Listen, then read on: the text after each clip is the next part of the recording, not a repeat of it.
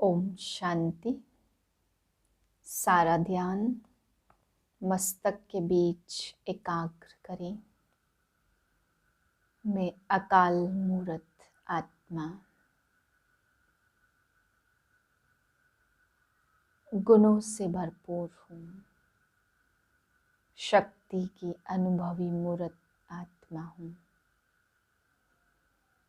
मुझसे चारों ओर शक्तियों और गुणों की सकाश निकल निकल कर फैल रही है। मैं आत्मा गुण मूर्त स्थिति में रहकर आज के बाबा के महावाक्य सुनती हूँ। 21/2/2022 के महावाक्य हैं।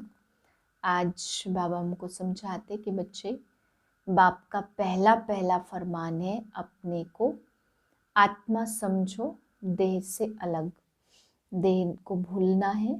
इसको भूल जाने से बाबा कहते अपने को आत्मा निश्चय करो और बाप को याद करो। तो बाबा ने निरंतर याद में रहने के लिए फरमान बताया कि देह को भूल जाओ। फिर बाबा समझाते, बाप कहते मैं आता हूँ जब बहुत ही भ्रष्टाचार होता। बाबा कहते जब सब मनुष्य बहुत दुखी हो जाते हैं तब मैं आकर के उद्धार करता हूँ। भारत में विराट रूप दिखाते ब्राह्मण चोटी है, भगवान की ऊंचे ते ऊंची संतान। बाबा कहते तुम ही अभी ईश्वरी औलाद हो, इसीलिए विराट रूप में ब्राह्मण को ऊंच चोटी दिखाया। बाबा समझाते तुम बच्चे हो स्वदर्शन चक्रधारी। विष्णु को स्वदर्शन चक्रधारी दिखाते। बाप समझाते कि लक्ष्मी नारायण स्वदर्शन चक्रधारी नहीं है, लेकिन संगम युग का जो रूप है विष्णु वह सदर्शन चक्रधारी है और तुम ब्राह्मण हो। फिर बाबा भारत के लिए समझा रहे, बरोबर भारत सुंदर था, गोल्डन एजेड था, फर्स्ट क्लास प्रकृति थी। वहां बाबा कहते लूले लंगड़े कुछ भी नहीं होते थे। मीठे बच्चे, बाप आए हैं तुम बच्चों को आप समान अशरीरी बनाने। जब तुम अशरीरी बनो तब बाप के साथ चल सको। प्रश्न है, बाप के किस फरमान पर चलने वाले निरंतर योगी बन सकते? उत्तर है, बाप का पहला फरमान है कि बच्चे इस देह को तुम्हें भूलना है। इसको भूल अपने को आत्मा निश्चय करो तो बाप की याद निरंतर रहेगी। सदैव एक ही पाठ पक्का करो कि मैं आत्मा निराकारी दुनिया की रहने वाली हूँ। इससे तुम्हारा देह अहंकार खत्म हो जाएगा। बुद्धि में किसी भी देहधारी की याद न आए तो निरंतर योगी बन सकते हो। गीत है, तुम्हें पाके हमने जहान पा लिया। ओम शांति। यह किसने कहा? आत्मा ने कहा। ओम अर्थात मैं शांत स्वरूप हूँ। यह सब बातें समझने की है। पहले पहले तो अपने को आत्मा निश्चय करो। हम आत्मा फर्स्ट हैं, बाद में यह शरीर मिलता है। हम आत्मा किसकी संतान है? उस शांति के सागर की, ज्ञान के सागर परमपिता परमात्मा की। वह सदैव शांत है। हम आत्मा एक शरीर छोड़ दूसरा लेते हैं, पार्ट बजाते हैं। शिव बाबा तो विचित्र है ना। उस आत्मा को अपना चित्र नहीं है, तुमको तो अपना चित्र है, बोलते रहते हो। बाप कहते मैं सदैव विचित्र हूँ। ब्रह्मा विष्णु शंकर सूक्ष्म चित्रवान है। मैं विचित्र हूँ, तुम आत्माएं भी मेरे साथ निर्वाण धाम में रहने वाली हो। बाबा जो विचित्र है वह बैठ सुनाते हैं, तुम आत्माएं सुनती हो। बाप कहते मुझे याद करो, यह दुख धाम है। कहते तो हैं हम पतित हैं, परंतु हमको ऐसा पतित बनाया किसने? बाप ने तो नहीं बनाया। बाप की तो महिमा करते हो तुम, मात पिता हम बालक तेरे। आत्मा तो है ही अविनाशी, परंतु फादरहुड तो नहीं है। सन्यासी लोग कहते शिवोहम तत्त्वम, ईश्वर सर्वव्यापी है। बच्चे पुकारते ही हैं मुक्ति अथवा जीवन मुक्ति का वर्षा लेने। परमपिता परमात्मा के हम सब बच्चे ब्राह्मण ब्राह्मणियां हैं। तुम सब ब्रह्मा के बच्चे और शिव बाबा के पोत्रे ठहरे। सब याद करते परमपिता परमात्मा को, ओ गॉड फादर कहते, फिर उनको सर्वव्यापी कहेंगे तो वर्षा कहाँ से मिलेगा। भक्ति मार्ग में सब भगवान को याद करते, भगवान है एक तुम सब भगत हो। ब्राइड्स अनेक, ब्राइड ग्रूम अथवा साजन एक है। वह बाप है बाकी सब बच्चे हैं, तो और किसको भी याद न करो। बाप का फरमान है बच्चे, तुम्हें इस देह को भी याद नहीं करना है। अपने को आत्मा समझो। आत्मा ही कहती हम दुखी भ्रष्टाचारी हैं। यहाँ दैवी राज्य तो नहीं है। अकाले मृत्यु वहाँ होता नहीं था, बहुत थोड़े थे। यह याद रखना, हम आत्मा निराकारी दुनिया की रहवासी हैं और कोई देहधारी की याद न आए। देह अहंकार छोड़ अपने को आत्मा समझ बाप को याद करना है। यह जो कुंभ का मेला कहते हैं, वह कोई सुहावने संगम युग का मेला नहीं है। संगम कहा जाता कलयुग की अंत और सतयुग की आदि। कलयुग है ही पतित दुनिया, एक भी पावन नहीं।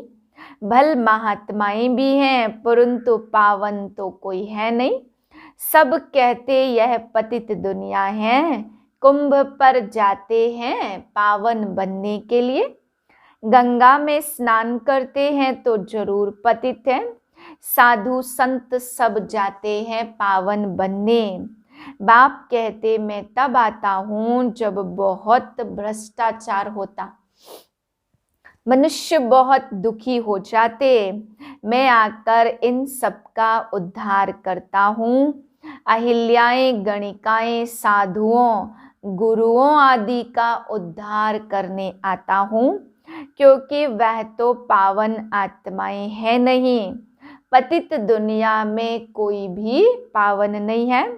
पावन दुनिया में फिर और कोई पतित होता नहीं है। लौ नहीं है। साधु लोग अपने को महान आत्मा कहाँ समझते, वह तो अपने को परमात्मा समझते हैं। शिवो हम कहते, प्राचीन महात्माएं आदि तो कहते थे परमात्मा बेअंत है। वह रचता और उनकी रचना बेअंत है, तो फिर निर्वाण धाम कैसे ले जाएंगे। उन्होंने पता ही नहीं कि जीवन मुक्त भी भारत था। उस समय और कोई धर्म नहीं था, सिर्फ सूर्यवंशी और चंद्रवंशी थे। फिर सूर्यवंशी बदल चंद्रवंशी बने। 84 पुनर्जन्म लेते, 84 लाख नहीं। यह तो बड़ा गपोड़ा लगा दिया है। ऐसे नहीं कि सब परमात्मा के रूप हैं, यह तो इम्पॉसिबल है। यही एक भूल है। बाप एक ही है, बाकी सब हैं बच्चे। ब्रह्मा को कहेंगे ग्रेट ग्रेट ग्रैंडफादर। अभी तुम ईश्वरी औलाद बने हो, शिव बाबा के पोत्रे और पोत्रियां और प्रजापिता ब्रह्मा के बच्चे। शिव बाबा के बच्चे सभी आत्माएं हैं। तुम बच्चे जानते हो सतयुग त्रेता है सुख धाम, वहां दुख का नाम निशान भी नहीं रहता। सबका सदगति दाता पतित पावन एक ही है। कोई भी खंड ऐसे नहीं कहेंगे कि पानी में स्नान करने से पावन मुक्ति को पाएंगे। यह हो नहीं सकता। एक है मुक्ति और दूसरी है जीवन मुक्ति। ऋषि मुनि तो सब कहते रहे परमात्मा बेअंत है, हम नहीं जानते। आस्तिक तो तुम ब्राह्मण हो जो निश्चय करते हो कि बाबा हमको अपनी और रचना की नॉलेज देते हैं, त्रिकालदर्शी बनाते। ऋषि मुनि आदि कोई भी त्रिकालदर्शी नहीं है। बाप कहते देवी देवता भी त्रिकालदर्शी नहीं है, सिर्फ ब्राह्मण ही त्रिकालदर्शी हैं। यह ब्राह्मणों की चोटी है, ब्राह्मणों से नई रचना होती है ना। तुम हो सबसे उत्तम, हमेशा याद करो हम आत्मा इन ऑर्गन्स द्वारा सुनते हैं।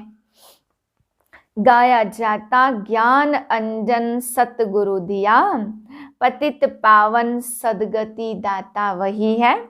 बच्चों को बाप पैदा करते, फिर टीचर बनकर पढ़ाते और फिर गुरु बनकर सदगति देते हैं। सदगति में ले जाने वाला सदगति दाता बाप एक ही है। तुम बच्चे नई दुनिया में जाने के लिए अथवा मनुष्य से देवता बनने के लिए यह पढ़ाई पढ़ रहे हो।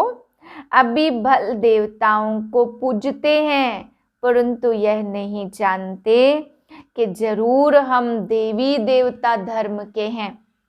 जिसको पूजते उनका वह धर्म कहेंगे ना। भारतवासियों का तो आदि सनातन देवता धर्म था। क्या सब 84 जन्म लाख जन्म लेते? इतने लाख जन्म हो तो बहुत बड़ा कल्प हो जाए। बाप समझाते हैं सबसे बड़ी हिंसा है एक दो को विष पिलाना। सर्वगुण संपन्न मर्यादा पुरुषोत्तम सतयुग में थे, हिंसा वहां थी नहीं। अभी देखो इन्हों के द्वारा सब कुछ विनाश हो जाएगा, फिर यह सुख के काम में आएंगे। इस समय सब पतित हैं, तब तो याद करते कि आओ बाप भी ड्रामा के बंधन में है। तुम कहेंगे यह परमपिता परमात्मा और हम आत्माओं का मेला है। बाबा को अपना शरीर तो नहीं है। बाप कहते बच्चे मुझे नॉलेज देने के लिए यह तन जरूर चाहिए, नहीं तो मैं कैसे बात करूं। इसलिए मैं इनको एडॉप्ट करता हूं। तुम अब ईश्वर के सन्मुख आए हो, बाबा द्वारा जानते हो हम ईश्वर के बच्चे हैं। अब परमपिता परमात्मा पूछते हैं मैं आऊं कैसे, किस में प्रवेश करूं। जरूर मुझे पतित दुनिया पतित शरीर में आना पड़ता। यह सब सांवरे हैं। बाप कहते तुम सब गोरे थे, अब सांवरे हो। तुम हरेक का नाम है श्याम सुंदर, अभी श्याम बने हो।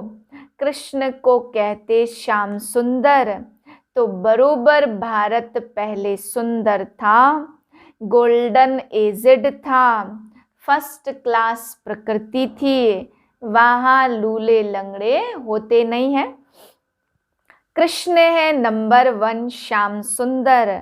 शिव बाबा इनके ब्रह्मा के ही तन का आधार लेकर इनको और साथ साथ तुम बच्चों को श्याम से फिर सुंदर बनाते।